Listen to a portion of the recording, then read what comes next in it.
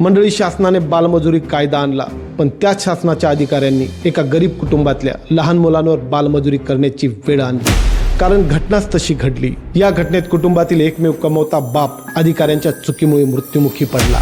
मंडळी, हा व्हिडिओ पाहताना तुम्हाला राग येईल आणि डोळ्यात पाणी सुद्धा येईल। कदाचित मनात एक प्रश्न सुद्धा निर्माण होईल, गरिबांचा जीव इतका स्वस्त आहे का? सदर ही घटना नाशिक जिल्ह्यातील साकूर फाट्याजवळ घडली। समाधान सोनवणे, वय 25 वर्ष, राहणार कोल्हापूर फाटा, हा तरुण दुचाकीवरून जात असताना महाराष्ट्र शासनाच्या गाडीने रॉंग साईड येऊन त्याला धडक दिली। त्यात त्या तरुणाचा मृत्यू झाला।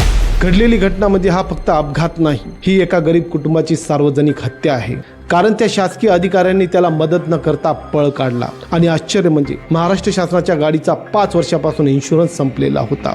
तर आज तुमच्या लक्षात येईल, शासन जागृत आहे की बेजबाबदार आहे, कारण घटनाच अशी घडली। मंडळी, कदाचित सामाजिक कार्यकर्ते वेळेवर पोहोचले नसते तर आज त्या गरीब कुटुंबावर अन्याय झाला असता। मंडळी, घटना कशी घडली, त्यात शासकीय अधिकारी दोषी आहेत की नाही, गाडीला इन्शुरन्स नसल्यावर भरपाई मिळते की नाही, तसेच पोलिसांची भूमिका काय होती आणि निर्दोष समाधान सोनवणेला खऱ्या अर्थाने न्याय मिळणार की नाही, या सर्वच गोष्टींचा आढावा आपण या व्हिडिओत घेणार आहोत। मंडळी, तुम्ही व्हिडिओ नवीन असाल तर चॅनलला सबस्क्राईब करा। नमस्कार, मी कैलास आणि तुम्ही बघताय नमस्ते महाराष्ट्र।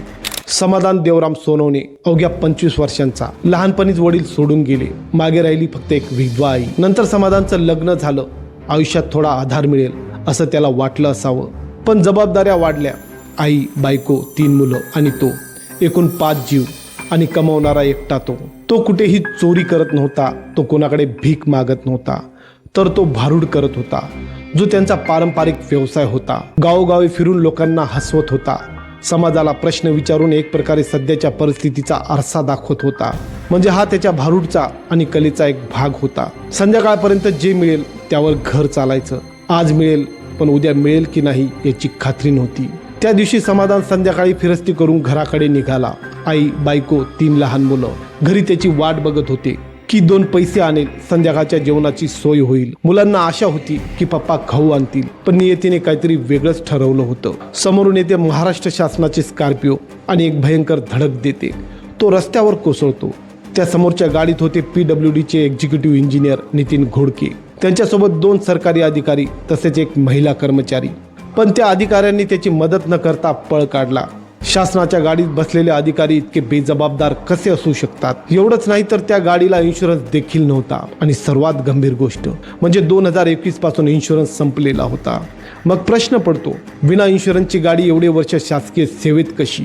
अधिकारी कायद्यापेक्षा मोठे आहेत का, की शासनाचा भोंगळ कारभार आहे? सर्वसामान्यांसाठी कठोर कायदा आणि सरकारी अधिकारी मात्र कायदा धाब्यावर बसवतात। जर त्या अधिकाऱ्यांनी गाडी थांबवून त्याला हॉस्पिटलमध्ये घेऊन गेले असते तर कदाचित तो वाचला असता। सदर घटनेची माहिती सामाजिक कार्यकर्ते गोटू जगताप आणि इतर सहकाऱ्यांपर्यंत पोहोचते।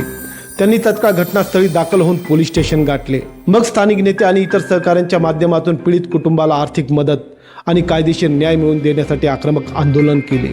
तसेच पोलीस प्रशासनाने घटनेचं गांभीर्य ओळखून तात्काळ कारवाई केली। मंडळी, कायद्याने पाहिले, जर गाडीचा इन्शुरन्स नसेल आणि गाडी कॉन्ट्रॅक्ट बेसवर असेल तर गाडीचा मालक किंवा ज्या शासकीय विभागात ती गाडी असेल तो शासकीय विभाग भरपाई देण्यास बांधील असतो। गाडी सरकारी असेल तर शासनावर भरपाईची जबाबदारी असते। तसेच हिट अँड रनच्या कलम 161 नुसार जर आरोपी सापडला नाही किंवा इन्शुरन्स नसेल तरीही शासनाकडून मदत मिळते। त्यानुसार योजनेअंतर्गत सध्याची रक्कम, मृत्यू झाला तर 2 लाख रुपये, गंभीर जखमी असल्यास 50,000 रुपये ही रक्कम मोटर व्हेकल ऍक्सिडेंट फंड मधून दिली जाते। पण मंडळी, समाधानच्या जाण्याने त्या घरात म्हातारी आई रडते, बायको विधवा झाली, मुलं विचारतात बाबा कधी येणार, पण उत्तर मात्र कोणाकडेच नाही।